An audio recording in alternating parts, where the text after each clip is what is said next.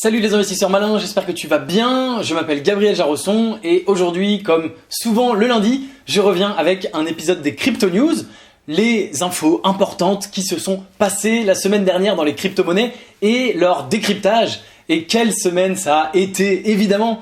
Ça a été une semaine assez folle et ces quelques derniers jours complètement incroyables. Je pense que tu en as forcément entendu parler et donc on va revenir sur tout ça. Avant de commencer, si c'est ta première fois ici, si c'est pas déjà fait, je t'invite à cliquer sur le bouton s'abonner juste en dessous de cette vidéo pour t'abonner à la chaîne YouTube Léonis, ne rater aucune de mes vidéos dès qu'elles sortent et rejoindre plusieurs milliers d'investisseurs malins. C'est parti.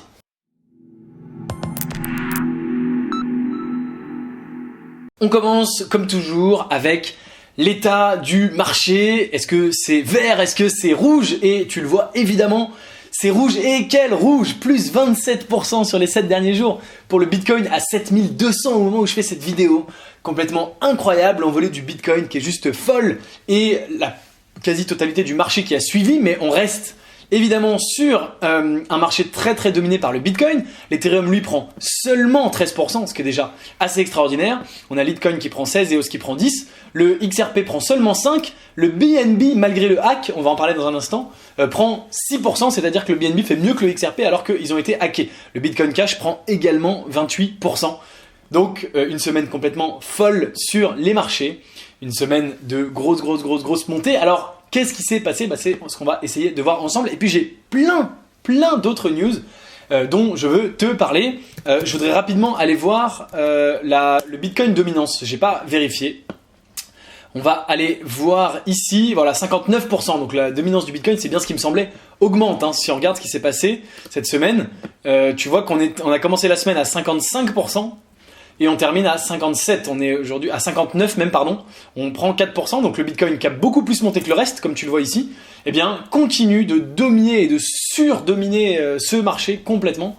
C'est un marché qui est maintenant à 60% Bitcoin, c'est presque 2/3 du marché crypto, donc c'est complètement fou ce qui s'est passé cette semaine sur le Bitcoin. Alors, qu'est-ce qui s'est passé?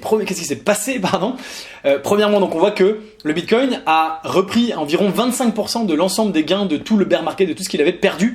Il avait perdu les 12 derniers mois, donc de décembre 2017 à décembre 2018. Il avait beaucoup perdu. Eh bien, on voit qu'il a repris 25% de cette perte avec les 7000 qui sont atteints. Il a passé la barre des 7500 et il a l'air d'être stabilisé au-dessus des 7000. En tout cas, il y est depuis maintenant plusieurs jours, plusieurs heures, depuis je crois dimanche matin ou un truc comme ça. Donc ça commence à être stable et donc c'est assez incroyable. Alors, quelles sont les raisons? Eh bien, il y a plusieurs choses dont je voudrais te parler. Premièrement, on ne sait pas exactement. Il y a un côté, comme d'habitude, un petit peu emballement. Il y a un point très intéressant, c'est qu'à 7300 $, le Bitcoin représente exactement 50 000 yuan. Donc là, tu vois, on est à 7280, on est juste en dessous. Alors, 7280 USD to RMB. Tu vas voir que on est à 50 000 Chinese yuan. Et donc, tu le sais, à 7280, c'est le prix où il est au moment où je fais cette vidéo. Alors, il peut descendre juste en dessous, mais tu sais qu'il y a évidemment beaucoup de gens en Chine qui s'intéressent au Bitcoin, aux crypto-monnaies, et donc c'est un chiffre très symbolique, et je crois que en même temps, c'est aussi un chiffre symbolique en yens, tout yen, et ouais voilà, c'est 800 000 yens, mais il y est juste en dessous là, tu vois, il est pas loin aussi, s'il passe 7300 par exemple, oh non c'est un peu plus, bon bref. Voilà, s'il passe 7350 $, on approche aussi des 800 000 yens. Donc pareil, au Japon, il y a beaucoup de gens qui s'intéressent aux crypto. Donc c'est un des éléments, c'est pas du tout suffisant, mais tu vois que là, il vient de passer les 50 000 yuan. Donc déjà, c'est un truc un peu psychologique. Il y a un côté de ce qu'on appelle la FOMO, Fear of Missing Out. Donc j'ai déjà vu des gens là sur les réseaux sociaux ce week-end dire « Oh mon Dieu, je voulais acheter du Bitcoin, mais mon virement, comme on est le week-end, est bloqué, donc etc. » Donc c'est très marrant de voir que les bull runs comme ça arriver sur un week-end, parce que tout le monde veut faire ses virements vers les plateformes crypto et les virements passent pas parce que c'est le week-end. Donc j'ai vu des gens qui avaient ça. Donc il y a un peu de FOMO, il y a un peu d'immatériel, de folie humaine comme toujours. Et il y a quand même des signes importants qui annonçaient ce retour. Premièrement, c'est bien sûr que les marchés sont relativement bas. Les marchés, ils sont à ce qu'on appelle un 7-week low. Alors attends, j'avais vu exactement ce titre-là, mais entre-temps, comme c'est une page live, ça a rafraîchi, zut. Mais voilà, European Market hit 7-week low. Donc les marchés européens sont au plus bas depuis 7 semaines, le nombre 7. Et donc, donc bien sûr, il y a un certain nombre de personnes déjà qui se disent, puisque les marchés en ce moment ça fait un peu peur, on peut éventuellement aller sur la crypto. Alors pourquoi les marchés ça fait peur? Donc tu l'as vu, Trump a annoncé des énormes taxes sur les importations chinoises. Les Chinois ont dit qu'ils allaient faire la même chose, répondre avec les mêmes taxes sur les importations américaines. Et donc ça fait peur et ça fait baisser des cours de plein de boîtes. Et donc les marchés boursiers sont en baisse, et donc il y a un certain nombre de personnes qui éventuellement peuvent dire les marchés boursiers puisqu'ils sont en baisse, on va aller sur les marchés crypto. Première chose, puisque les marchés crypto montraient ces dernières semaines des petits signes positifs, on était passé du Bitcoin à 3005 au Bitcoin grosso modo à 5000 en l'espace de d'un mois ou deux, et donc c'était assez positif, 3005 à 5000 c'est quand même assez significatif, et donc là on est passé de 5 à 7 en quelques jours. Un autre élément que beaucoup de gens, une des raisons pour lesquelles beaucoup de gens pensent qu'on a eu le bull market, c'est bien sûr la crypto-monnaie de Facebook. T'en es forcément au courant puisque je t'en parle très régulièrement dans les crypto news. Donc si tu suis la chaîne des investisseurs malins, tu sais que Facebook travaille de très très près sur sa crypto. Ils voulaient lever jusqu'à $1 milliard pour backer leur crypto, leur stablecoin sur du vrai argent. Ils voulaient s'entourer d'investisseurs institutionnels. Et bien sûr, pour les Américains, pour les sociétés américaines, le fait que Facebook s'intéresse à créer sa crypto, ça crée évidemment un climat ultra positif. Ça veut dire qu'instantanément, il y a 2 milliards de personnes qui vont avoir des propres cryptos. Et une fois qu'ils ont une crypto Facebook, assez rapidement, ils peuvent avoir une crypto Bitcoin, une crypto Ethereum, etc. Sachant qu'on estime aujourd'hui qu'il y a entre 30 et 100 millions de wallets crypto, notamment Bitcoin, c'est ce qui est écrit ici quelque part, mais je sais plus où. Et donc voilà, entre 30 et 100 millions de Bitcoin, de Bitcoin Wallet, utilisateurs. Et là, instantanément, on passerait de 100 millions, alors il n'y a pas que Bitcoin, mais bon voilà, à 2 milliards, c'est-à-dire 20 fois plus. Et donc, effectivement, ça, pour beaucoup de gens, ils se sont dit, oulala, si Facebook s'y met, il y a quelque chose à faire.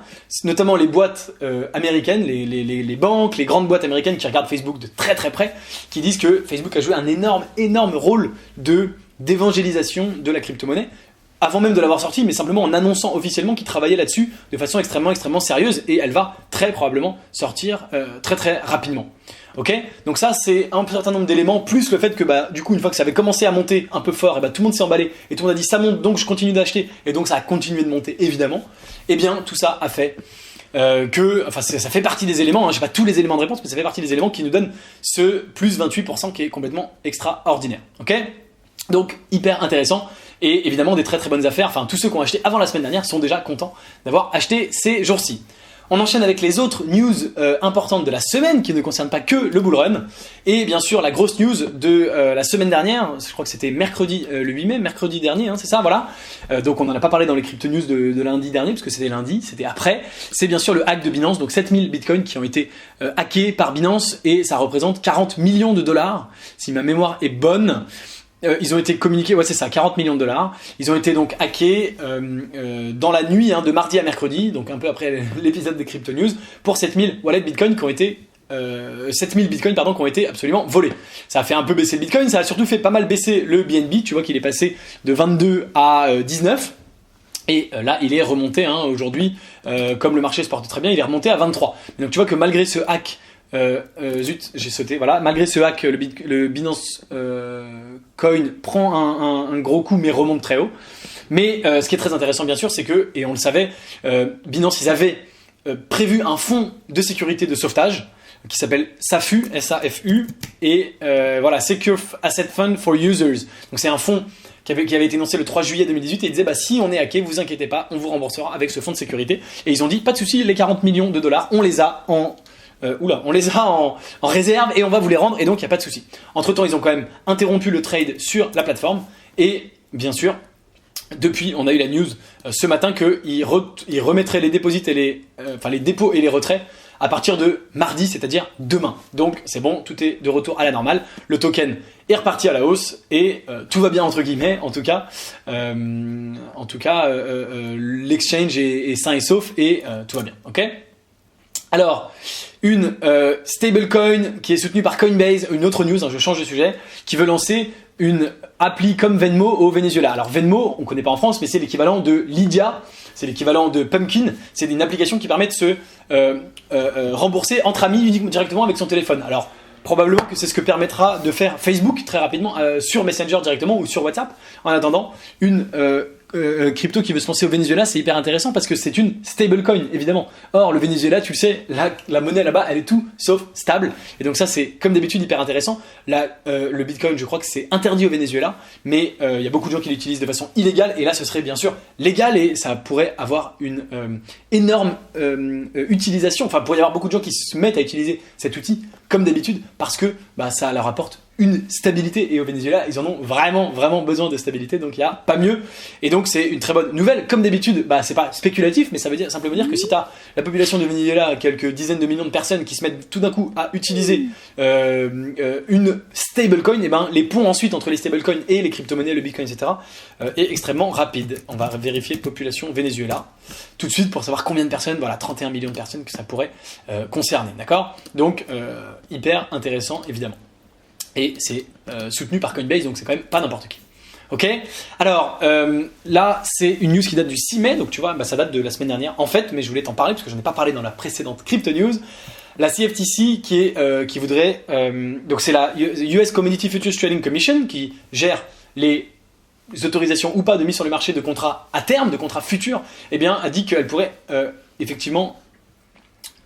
autoriser un contrat futur sur Ethereum, ce qui est évidemment toujours une bonne nouvelle parce que les contrats futurs, ça favorise les paris sur une crypto-monnaie, sur Ethereum, en disant moi je pense qu'il va monter, moi je pense qu'il va baisser, etc., etc. Et donc ça fait plus de volume et ça peut potentiellement faire tout simplement monter cette crypto. Sauf si bien sûr tout le monde s'acharne à parier à la baisse, tout le monde short l'Ethereum, mais voilà, c'est toujours intéressant ce genre de petites news. C'est des news un peu réglementaires en disant ils ont dit que probablement ils allaient peut-être l'approuver, donc on n'en sait pas grand chose, mais ça a quand même un petit rôle important. C'est toujours intéressant de voir qu'il se passe des choses qui vont dans le bon sens, d'accord? Ensuite, toujours dans les géants de ce monde qui s'intéressent à la crypto, toujours cette même thématique que je reprends souvent sur cette chaîne YouTube et dans les Crypto News, Fidelity qui est l'un des plus gros asset managers de tous les temps aux États-Unis, Fidelity Investment. Ils sont actionnaires notamment de Pinterest qui vient de rentrer en bourse et à qui j'ai consacré une vidéo que tu vas voir sortir très prochainement sur la chaîne. Fidelity, c'est vraiment l'un des plus gros asset managers du monde et notamment aux États-Unis. Eh bien, ils ont annoncé qu'ils devraient lancer le trading de crypto-monnaies dans les prochaines semaines. Aujourd'hui, si tu veux trader sur les crypto-monnaies, tu es obligé de le faire sur des exchanges purement crypto-monnaies comme Coinbase, comme Kraken, comme Binance, évidemment. Eh bien, tu vas pouvoir potentiellement le faire bientôt sur Fidelity Investments. Et ça, évidemment, c'est aussi une bonne nouvelle parce qu'il y a plein de gens qui veulent pas ouvrir leur compte Coinbase, Kraken, Binance ou ce que tu veux, ou Bitstamp, et qui disent, moi, je le ferai quand ce sera disponible sur ma plateforme Fidelity habituelle, parce qu'avec eux j'aurai vraiment confiance, etc. Et donc quand ils vont le faire, tu peux avoir plus de gens qui se mettent à trader et en tout cas à acheter des crypto-monnaies, et donc ça peut faire monter le marché. Et ça fait partie à nouveau des news importantes du monde de la crypto, et qui peuvent avoir, chacune apporte une petite pierre à l'édifice, et chacune font petit à petit des éléments qui font contribuer à augmenter le prix, et ça finit par exploser comme on l'a vu là, évidemment. Okay.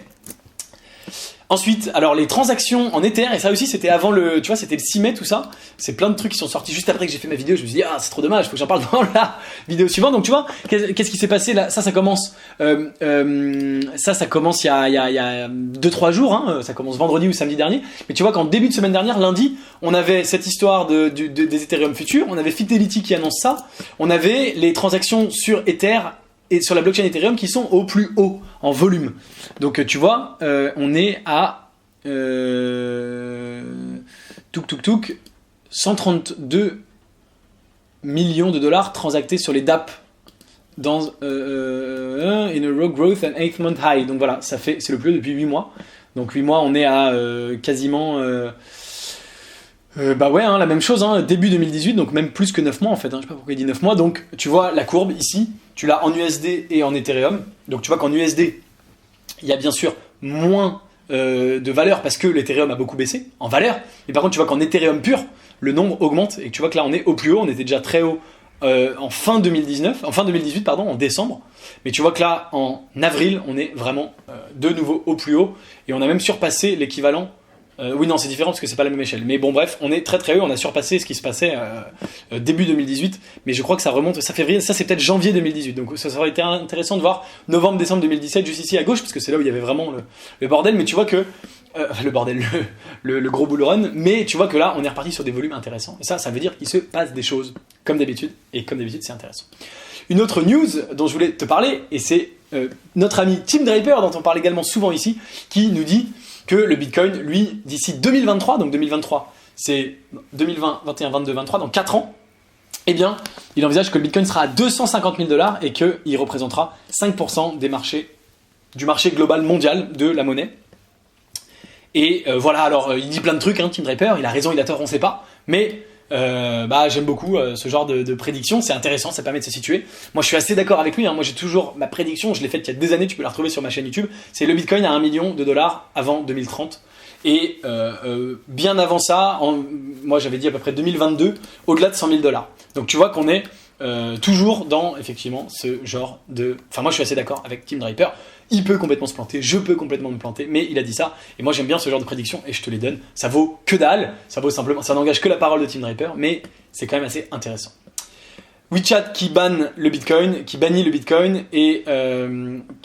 bannit toutes les applications et les applications, pardon, les pubs et les applications qui ont rapport avec la crypto-monnaie, et notamment celles auxquelles tu pouvais payer avec WeChat Pay. Donc ça, c'est plutôt mauvais signe, c'est comme d'habitude, c'est la Chine, et c'est un petit peu embêtant, mais en même temps, ils font toujours des allers-retours. On y va pas.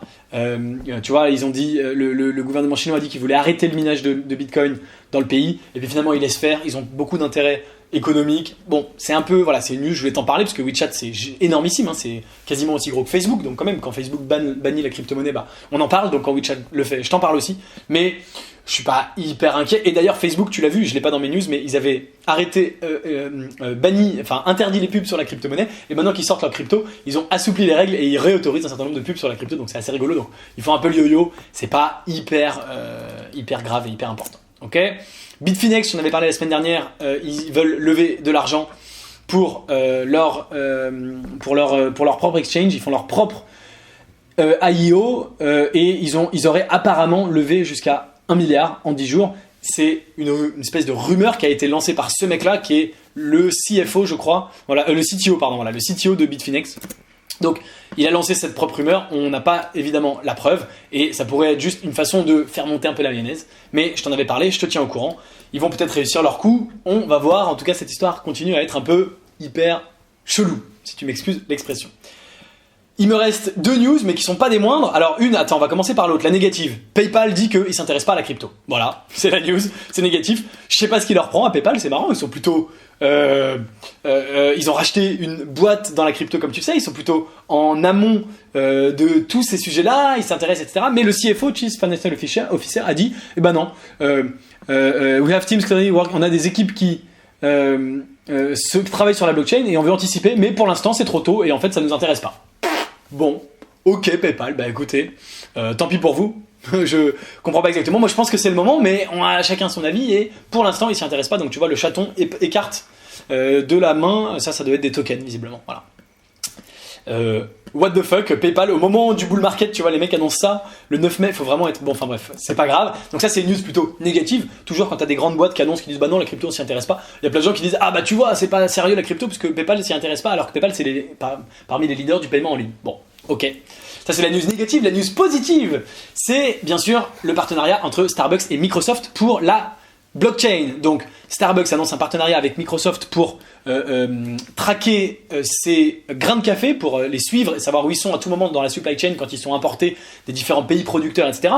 Et donc bien sûr, tout le monde se dit, ah, Starbucks s'intéresse à la blockchain, est-ce que bientôt on pourra payer son frappuccino en bitcoin? Et c'est pas du tout impossible. Starbucks, c'est une boîte donc qui est mondiale, c'est une boîte qui affirme s'intéresser à la crypto-monnaie, et donc le pas vers un paiement, eh bien, ça pourrait permettre évidemment à n'importe qui de payer avec des cryptos. Alors tu vois, il y a eu une news sur CNBC qui a dit exactement ça, le nouveau partenariat entre Starbucks et Microsoft pourrait permettre aux clients de payer leur frappuccino en bitcoin.